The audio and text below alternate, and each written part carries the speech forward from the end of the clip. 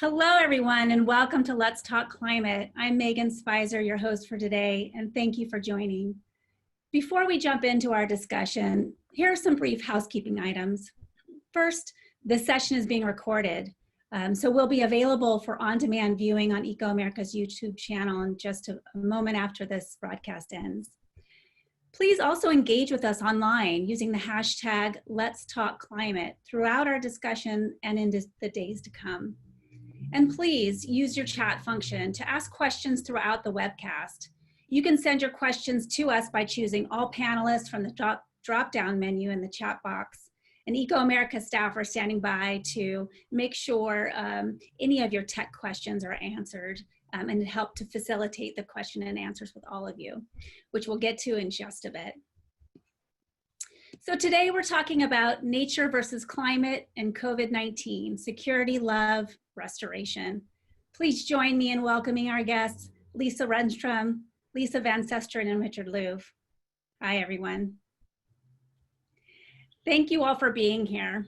We're amidst a brave new world with multiple concurrent crises, which we're going to dig into today. But first, I want to take a moment to recognize that these crises are affecting people deeply, both individually and collectively, and most often inequitably. So I hope we can have our conversation today to move climate justice and the restoration of nature forward, while we hold in our hearts that many of us in America are mourning the loss of loved ones due to COVID-19. And many of us, and particularly Black people in the Black community, continue to suffer brutality and inequity rooted in structural racism. We know that it's a time for reckoning and great change. And I want to set the intention for this conversation today that we help be part of the wave of action that brings the kind of America forward that truly lives up to our ethos of liberty for all. So let's get started. So Lise Renstrom, thank you for joining us today. You've been a national environmental leader for a couple of decades now with the Sierra Club, Earth Justice, even on the board of ecoAmerica, Divest Invest efforts, and even the chair of Confluence Philanthropy, among so many others. You really live your values.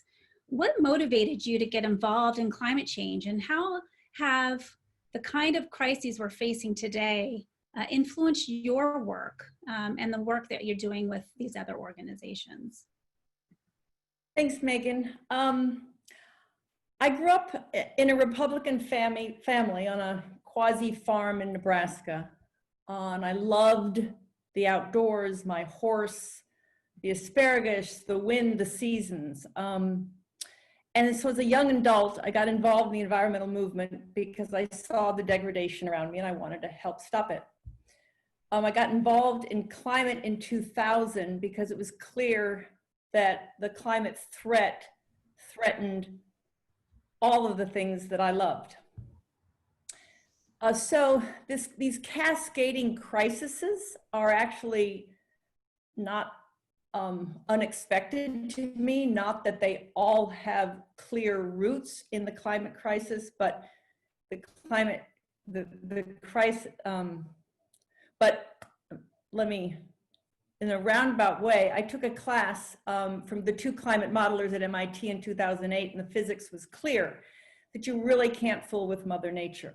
And we've been raping the planet, we've been raping cultures, women, and people of color for a long time.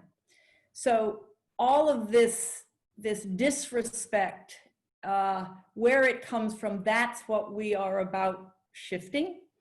And we can do that in a multi-solution way. And you know, if I had to boil it down to one thing, it's, you know, as you wish others would do to you, do so to them. That's how we need to move forward on the planet and in our lives. Thank you. Absolutely. I think a lot of us feel that way. So thank you for voicing it. Rich, you've been a great friend, even a former board member of ecoAmerica, but you're most well known by your many breakthrough books on nature and our well-being, including Last Child in the Woods, The Nature Principle, and just recently Our Wild Calling. You've written that we are trapped in a dystopian trance and disconnected from nature, ourselves, and even each other. So talk about the impacts this has on our health and our well-being, society overall, including the most vulnerable among us. Well, obviously, the climate emergency has direct health impacts, but so does our disconnection from nature. Right now I'm writing an article, in fact, about how the research has just increased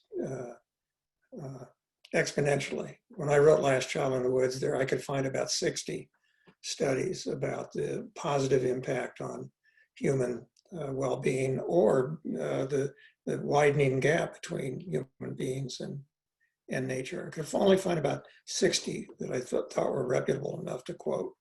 That was in 2005.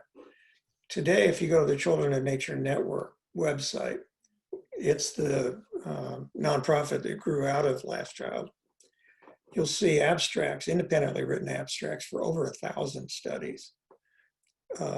So in 15 years, we've really seen the growth of that research, and that's really good news, because before then, the academic world was pretty much ignoring this elephant in the room, the positive impact, the benefits psychologically, cognitively, physically of nature experience.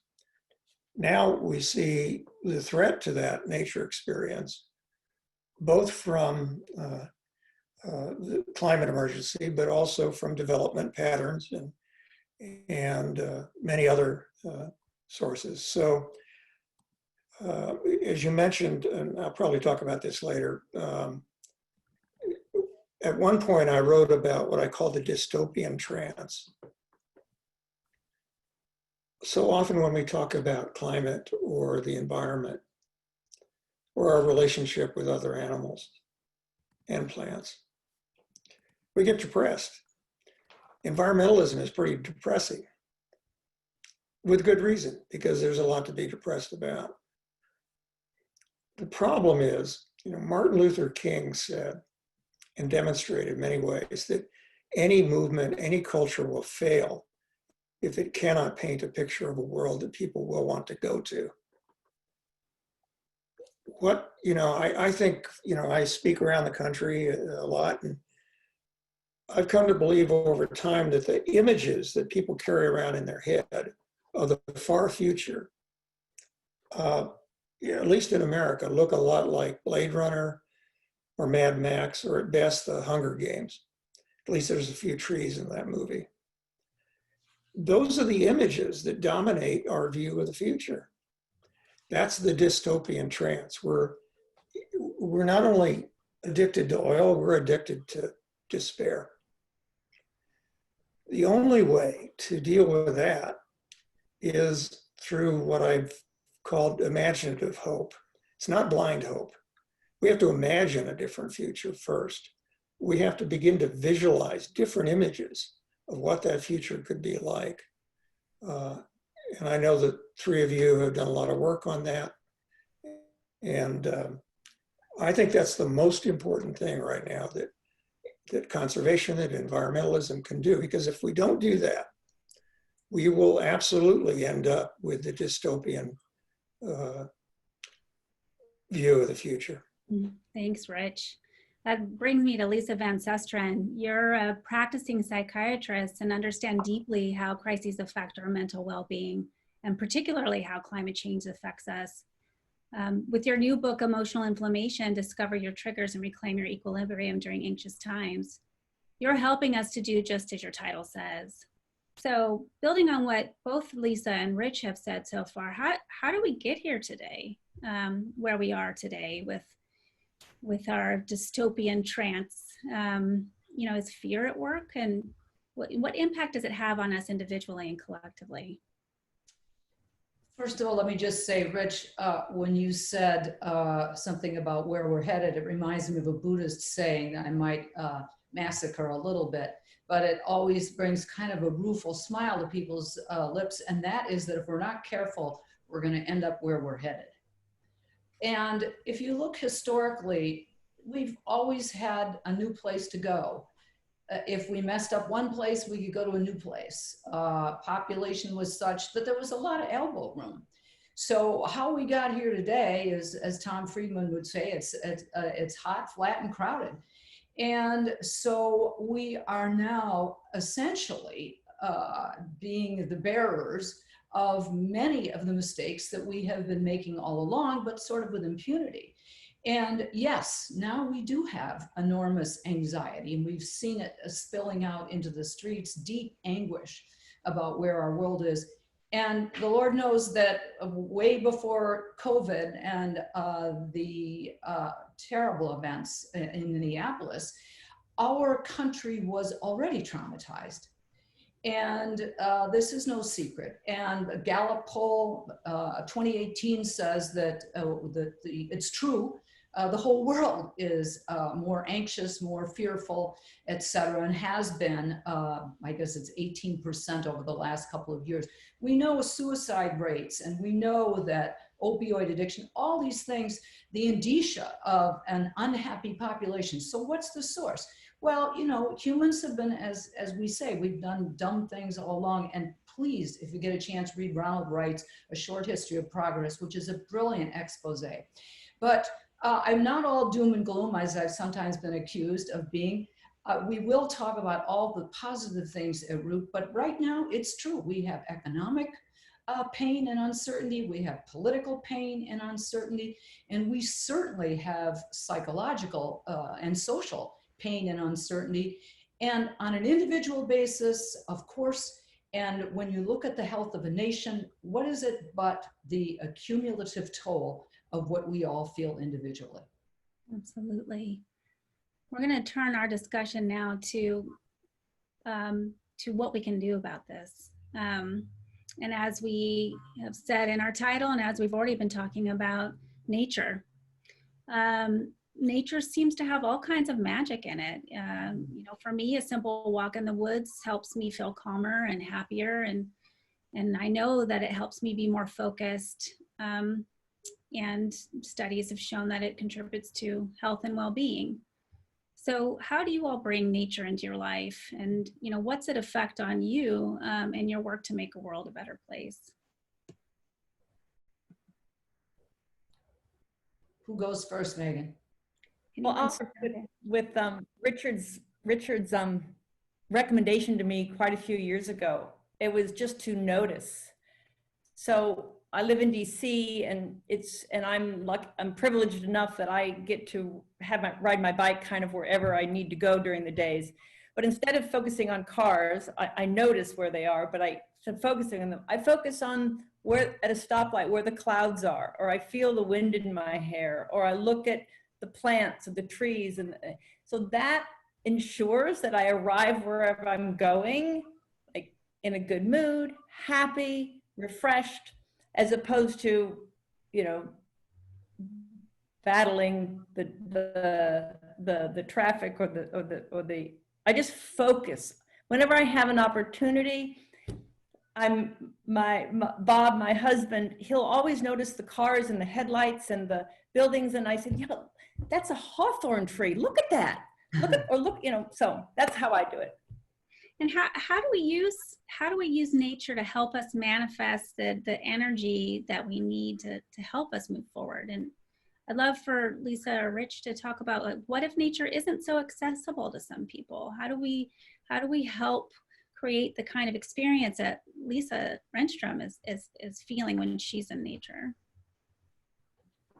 Oh, go ahead, Lisa. Oh, all right. I was going to say, go ahead, Rich. All right. Well, first of all, it's not really a news flash. It's been thousands of years. Historically, the smartest, wisest minds have always told us that nature is where we will find healing. And when you look, and this is what I love, my favorite thing is to understand the physiology of why we get along so well in nature. And now we can. Experience told us before. Now we got the studies. We got the brain scans. We got the blood tests. We got the electroencephalograms. We can measure our stress hormones. We can measure when our fight or flight mechanism has been activated. We can see what parts of the brain get turned on and off depending on what we're doing. And then when we think about it, if that's the way we are physiologically, think about it. All through evolution, this is the way we were designed. We were designed to live in harmony with nature. So the fun and the beauty and the excitement is recognizing nature's home. And if we follow nature's rules, if we re-engage, reconnect, and understand better how alike we are, this is where we will find, I think, the resolution to so many of the things that technology, because it's the fancy, and I'll say this from a woman's perspective, fancy boyfriend that shows up with the snazzy car and promises to take you everywhere and then kind of dumps you. It's an empty emotional experience. And what we're looking for is connection, and that's where we can find it. It's a particularly apt question, an important question now, Megan, with the our self-quarantining and secluding ourselves and so-called social distancing, which should be called physical distancing.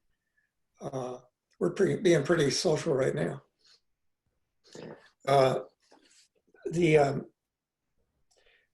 Children Nature Network has a website now, it's kind of a companion website called findingnature.org.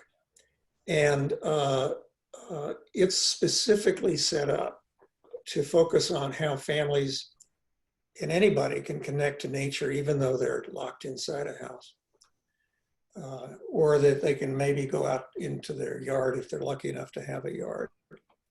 And I wrote a piece for it. There's all kinds of ways to do that once you realize that nature really is everywhere. And we have to be careful about how we define it. Nature isn't just Yosemite.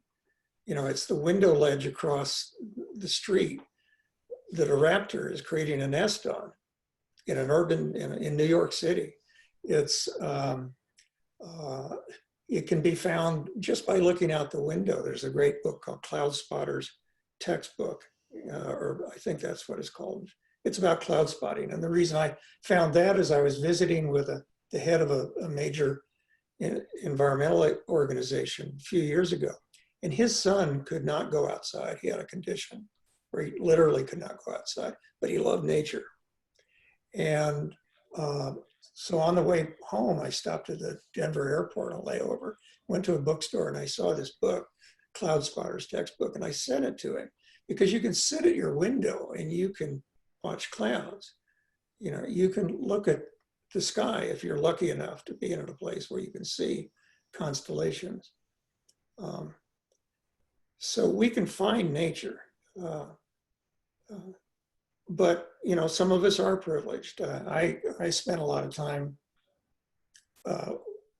walking, hiking up here where I can hike for many miles and not see anybody. We moved from San Diego to a little town called Julian, up in the mountains, about 4,200 feet. I have a couple trail cams out there, and I bring them in and I watch what animals have visited.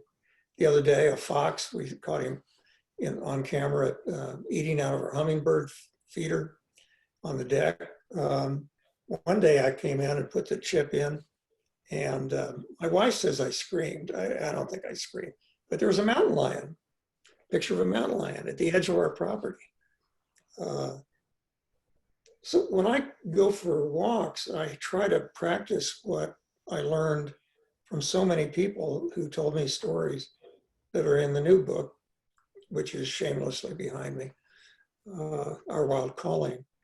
This connection we have, I think particularly with other animals. Some people have that connection with plants, but that connection is magical. That connection is filled with meaning.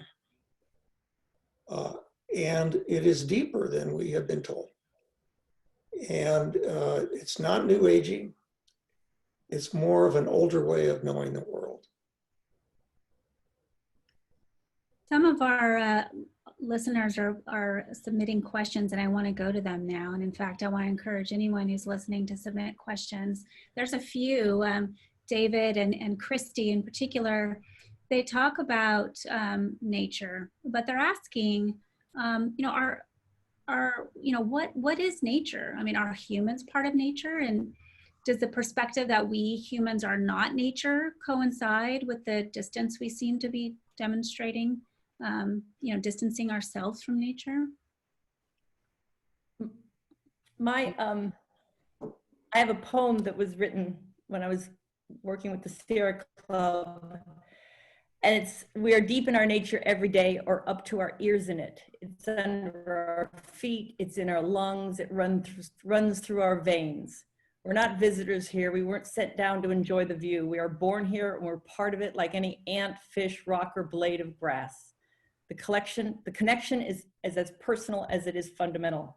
So my answer to that is, we are one and a part of it. And if we learn to be a part of it, that's how we will address climate change and so many other issues, instead of assuming a sense of dominion or even stewardship, but really understanding that we are one with it.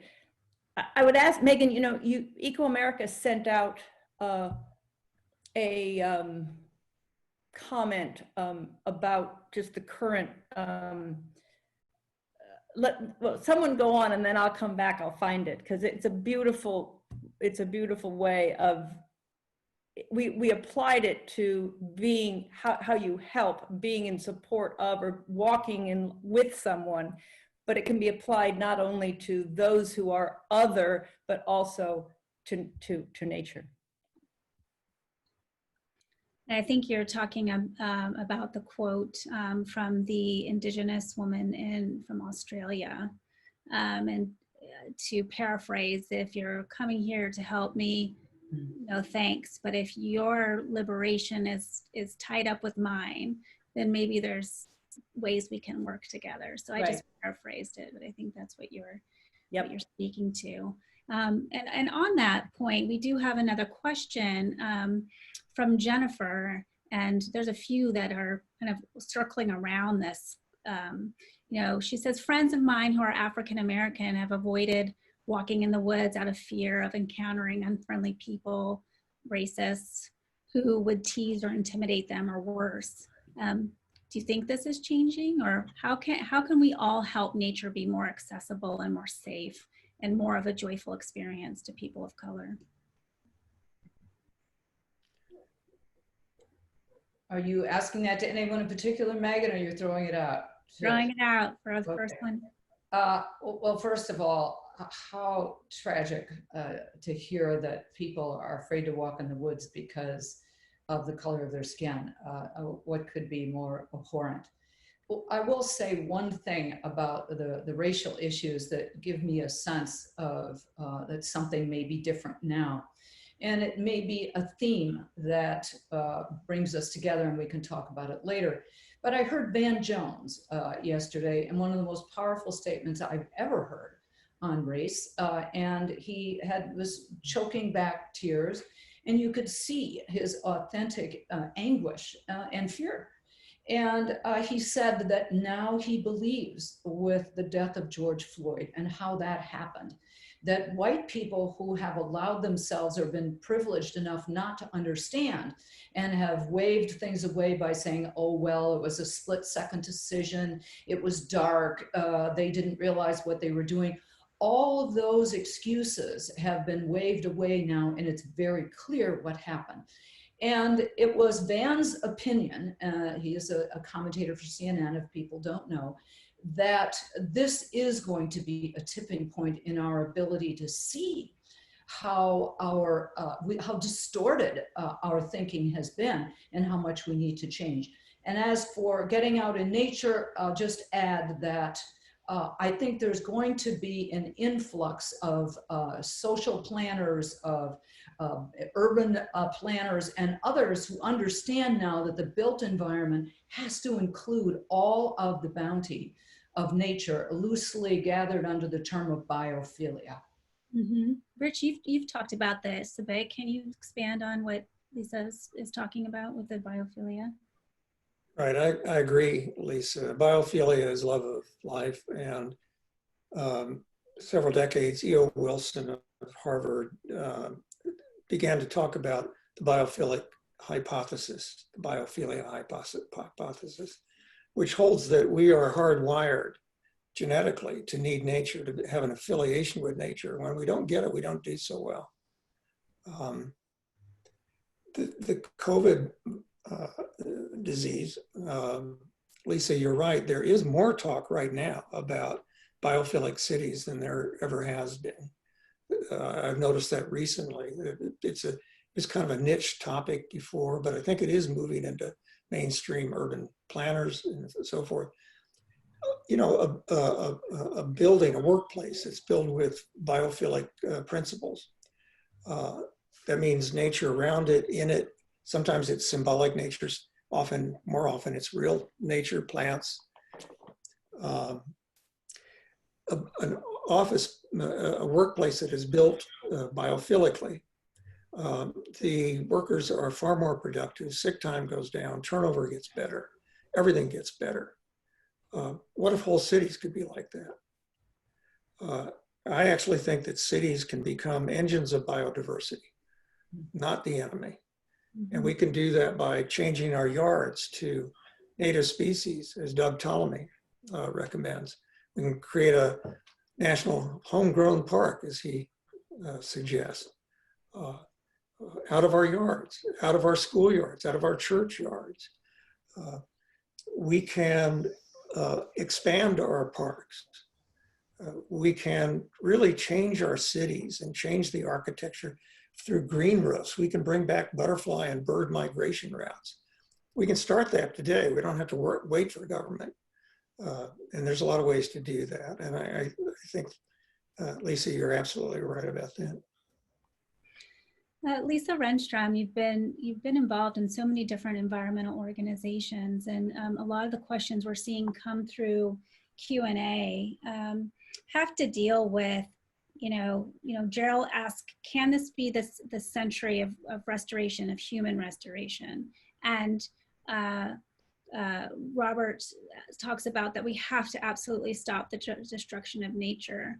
And then there are others like Natalie that say, how can we bring nature forward, not only as a healing space, but how do we connect what we need to do with nature, what we need to do with the inequities in our society, and work towards climate justice as a matter of racial justice.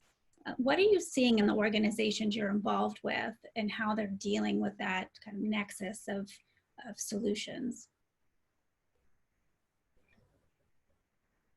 Well, over the last 20 years, the green groups, the tree hugger groups have had various attempts and failures and reattempts and to incorporate environmental justice was one word into the work, so that it wasn't about polar bears, but was about people. Is some of it, all of it, I think, was authentic, but it wasn't enough, and it wasn't incorporated into the very fabric of the organizations. I think they are all doing. They've all it really has been a 20-year process, and I think that they are all on a scale of 1 to 10, maybe hitting about a 5 or 6, and I think in these next few weeks they're going to get up to 8 or 9, and then the leadership of these organizations, the membership of these organizations are starting to be led and engaged and decisions made, so that it is about all of us. So that's I've seen it go up and down, and I'm pleased with the reaction I'm seeing in the past few days. Could I add that I just saw a comment come in, a question about organizations that help people of color feel more comfortable in nature or not threatened, and to experience more. There are a couple that are terrific. There are more than a couple, but one of them is Outdoor Afro. Rue Mapp is the woman that has built that. It's caught the attention of Oprah and et cetera. And that's, you know, it's not news that African Americans have experienced nature in America for many hundreds of years, and that there's a kind of African American environmentalism that's slightly different from mainstream environmentalism. There's also another group called Latino Outdoors, I think it is, and that's headed by Jose Gonzalez, who's another very charismatic, wonderful guy. And again, it's they're facing the fact that people feel threatened often. Just we've seen examples of this. The bird watcher, the black bird watcher who in Central Park, people feel threatened and accused all the time when they show up in natural places, as if these places are just for white people. But there's a long history of connection to nature in Black culture, Latino culture, immigrant cultures bring ideas here about how to connect to nature that are different. And many of us walk into, you know, certain kinds of neighborhoods that people don't look like me with our REI backpack, and I love REI, but we walk in there and we're going to tell them how to connect to nature, when in fact, many of their cultures have terrific ways to connect to nature, if they can get to it, and if they're welcome there when they get there. I will add that Debbie has contributed that organizations like Latinos Outdoors creates hikes by and for Latinos. And as she mentioned, as Rich mentioned, Outdoor Afro is an analogous group for African Americans. And she also mentions that a lot of land management agencies are now working on this issue, so intentionally creating programs to encourage and make it more comfortable for folks to have, you know, more diversity of folks to have access to the natural world. So thanks. I just say there's such great comments on this chat list. I love this. Yeah. Interconnected with nature is that it completes my lungs. Without the plants, my lungs are incomplete. Like I never, oh, yes. I don't have any other suggestions, but if you have more, please send them. Lisa Van Susteren. Yeah, I wanted to add something also, and that is that an anxious population, which is what we are, a population, neuroscience shows that when we are anxious and stressed, we are primed to see things around us as threatening. So if we're an anxious nation, we're more likely to respond with hair-triggered, dumb, prejudiced responses. So it's a kind of a feedback loop. Neuroscience tells us how important it is to create, someone asked something about kids, how important it is for kids early on to be bred in the bone to the notion that nature is home, and the respect for animals, of course, Rich will endorse this, that comes from family culture often and starts with that. So it's something that we can do personally to contribute to the whole. But we are primed to respond as if things are threatening when we're anxious. And I want to follow up on that, Lisa, given your work as a psychiatrist. You know, as you mentioned, and I know a lot of us are feeling it tangibly, where there is a growing amount of anxiety and the feeling of being overwhelmed. You know, for some of us that work on climate, it's now we have to worry about COVID, and we've always been worried about racism, some of us, and you know, but worries are piling up. So what are your suggestions for any of us really to help calm our anxiety, and how do we create that space to really be resilient and help move forward so that we can do the work we need to do as a society? Well, would I be forgiven, Megan, if I said that I've written about this and that the book that I have just published with my wonderful co-author, Stacy Colino, really delves into this issue because, you know, I'm no exception. I'm like everybody else. I've been in this space, not like everybody else, but I mean, I've been in this space, the trauma's accumulating, gasoline on the fire with COVID, now the anguish in the streets, proof of the despair. So yeah, it's very, very difficult. One of the ways that I have found that has been helpful not only to me, but to my patients and other people around me is to recognize that these feelings are legitimate. These are not abnormal feelings. We are picking up on a reality. Now, what do we do with them? It is helpful sometimes to look to see what kind of reactor type you are. I'm kind of a frenetic type, revved up, trying to do more and more and more, seeing things fall to the floor, getting into trouble for it. Some people have a very angry, molten sort of response. Some people withdraw. Some people are very anxious.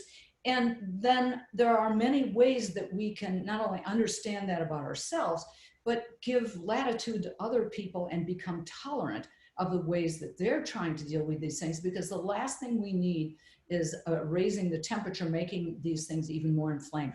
But one thing that I want to address that works like magic, no matter what kind of field you're talking about, is when you go from being a bystander who sees a problem and doesn't say anything to an upstander who sees something and does something, there is a very magical, and again, now neuroscientifically proved, that it reduces our anxiety. It takes us from feeling vulnerable and helpless to a place of action where we can be a part of the solution. So we're fixing things. And that is the magic sauce. And whatever way we can find to do that is a personal one and a good one. That's a great word, upstander, Lisa. Thank you. I wish I could say it's mine. It was originally referred to young children. It was from a publication in the 80s, I believe, talking about kids who would stand up to bullies. And they referred to those kids as upstanders. Isn't that a thrilling sort of concept? It's great. Yeah. I also want to just represent too that, you know, in talking about trauma, one of our listeners, Corrine, says a trauma can be acute or it can be compounded over time, like 1,000 paper cuts, which is where we are now. And she asks, are we also feeling Earth's trauma, not only in our climate, but in COVID and in a lot of what we're experiencing right now? I think I've had, by the way, many of these comments are just wonderful. I can't help but read them over at the side. Glenn Albrecht, a great eco-philosopher in Australia, who I've met, and we've had a lot of talks, talks about solastalgia. Solastalgia is a condition he's named, which is like the most extreme homesickness that you can have. It's a homesickness for the nature around you in which you live as it is destroyed. We feel these wounds to the nature around us. And by the way, it is a difficult thing to talk about connecting to nature, which kind of in the words assume that we're disconnected. We're not nature. And I think we are disconnected from the nature in ourselves. And that disconnects us from the nature around us. And we pay a penalty for that. One of the things that Albrecht also talks about is that, and this is something I've wondered about for a long time, that environmentalism in recent years has been very, very devoted to science and data, as it should be. But data never moved anybody to action, not really. We have all the data we need on climate challenge. We have all the data we need. We had it before the pandemic. We have all the data we need on biodiversity collapse. on extinction. What is it that makes us act? And Albrecht says, I think brilliantly, that the movements, the social movements that have succeeded in moving people to action are the ones that are based on relationship, on love, not on data, on love. And feminism, gay rights, to an extent, the civil rights movement, it's not perfect as a motivator, but unless we have that element in our relationship with the earth, unless we feel the pain of the earth and love it. And Megan, you started out talking about, I think, or no, it was Lisa, talking about how the reason you got involved with climate change is because you saw everything you loved being affected and destroyed to a degree by it. So I don't have the answer to that. But the question is, how do we move love into the center of conservation and environmentalism? You know, in every bit as much effort as we've moved data into the middle of environmentalism and conservation. Thank you, Rich. And Lisa Renstrom, did you have something to add? Well, I was just going to add, when I first read about the stolastalgia, probably a decade ago, it was like, I was so thankful to have a name for it, a word to apply to the grief. And I think there's a person who's asked here about shame. You know, so much of what I've been watching in the last few days makes me so ashamed as a white person.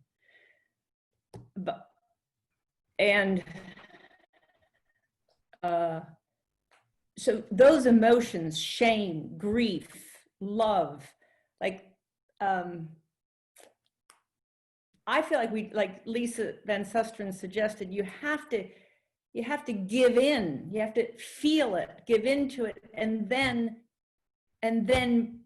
take action, find actions. You know, the action that I found was to go to DuPont Circle and take a knee for 8 minutes and 46 seconds and so that was my action, you know, 2 nights ago. That's what I could do with my grief and my shame. And so I think it's also the narrative that while we have created a lot of what almost everything we're dealing with today, we also can be part of the solution. And we all have a role in it. And so what recommendations do you have for our listeners to get involved? It seems like, you know, we are dealing with multiple crises right now. How does a person start? What would you suggest? Where do they start in helping to get involved and helping to be part of the solution?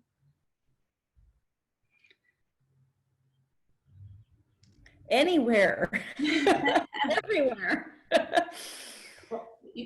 Yeah, we're all different, and it's really important to recognize what we're good at, number one, what we're interested in, what part of our lives are we in. If we got little kids, it's going to be different if you're a parent of a small child versus someone who is retired. You have a big yard, could make a big victory garden, small yard, no space, windowsill full of herbs.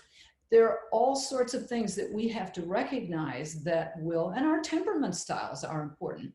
And I wanted to say earlier that what's really important is how we reach people depends really on where people are. So, and who's the speaker? So Greta Thunberg can shame the leaders of the world. She can do that because of who she is. I certainly can't. People would, well, first of all, for many reasons, but you have to understand that the message that we have has to be an authentic one that's legitimate from us to someone else. And when you marry the person speaking and the message to the audience, that's where you're going to be the most effective. And that can evolve. That changes over the life course. It changes depending upon what's going on in the streets and in our culture generally. And I'll say just the last thing is that sometimes people are ready to hear that message and sometimes they're not. And that may be on an individual basis or a national basis. I would say that many of the messages that we're talking about here today our messages that our nation and our political leaders, our new, we hope, political leaders who embrace the values that we embrace, are ready to hear and act on, but they may not have been before. But this is a time, and the times will dictate often the effectiveness of a message.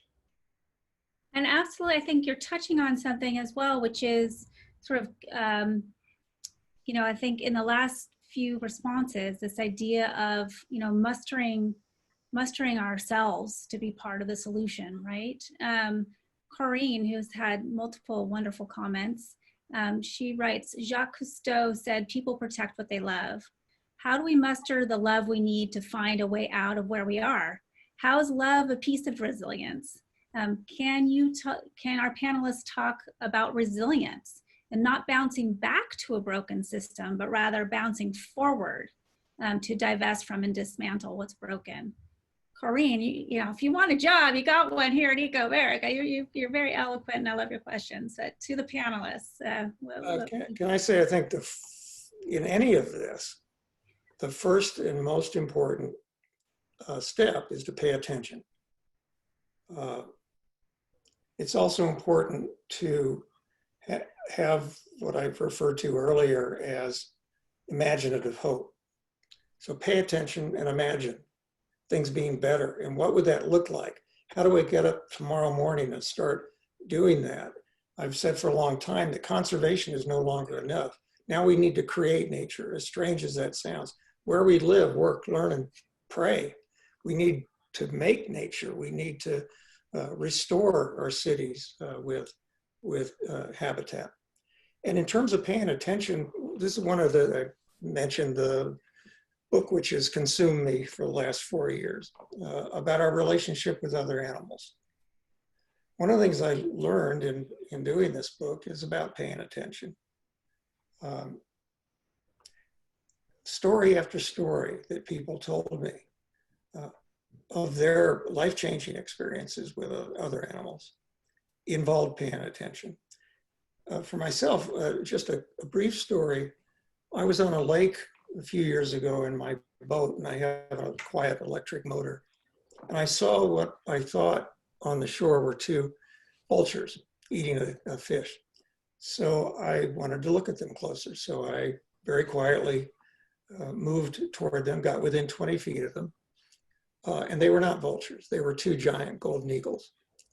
You don't usually get within 20 feet of golden eagles. And so for the next, what seemed like forever, and the reason I say that is because one of the characteristics of these encounters with other animals, when we do pay attention, is that we have altered states. Time disappears or bends.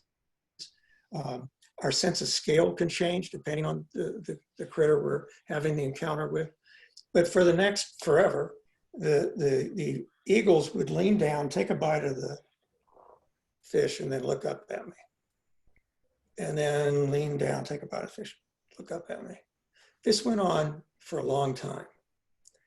While that was happening, I can't speak for the eagles. They may have just been trying to figure out if I was edible. But something happened there. It didn't happen inside me. I don't think it happened inside the eagles. It happened between us.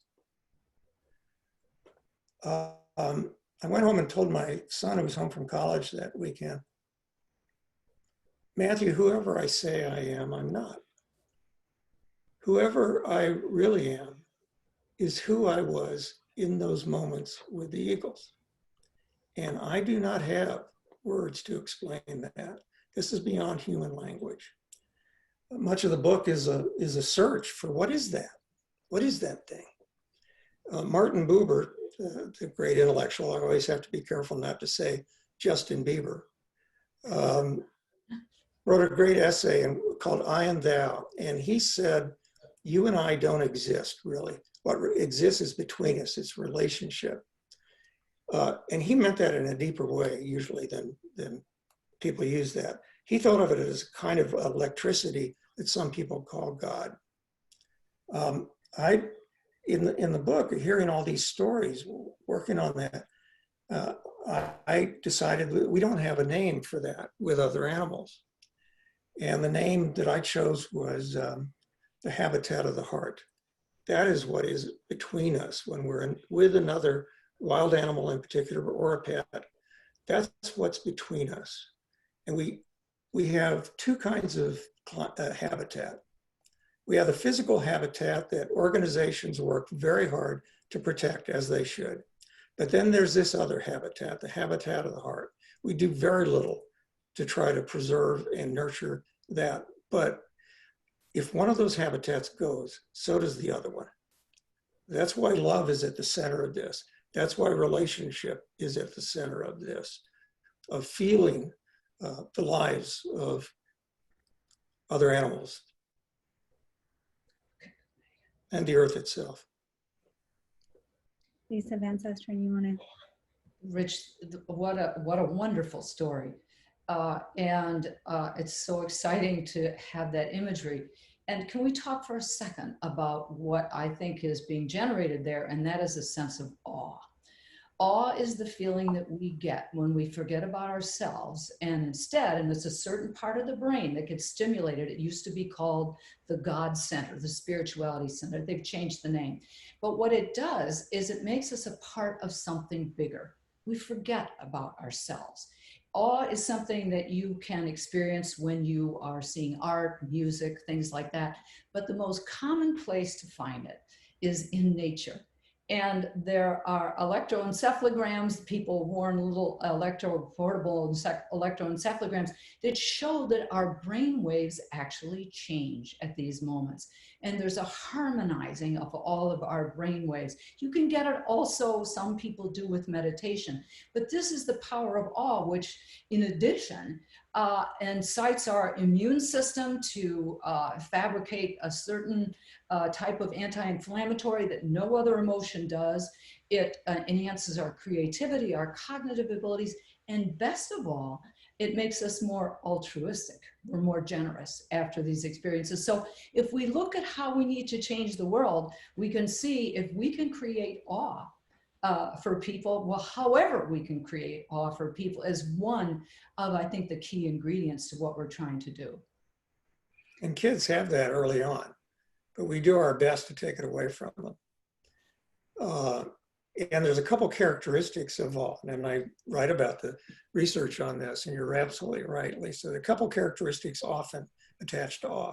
One is you step out of your comfort zone. The second one is you may feel a little danger.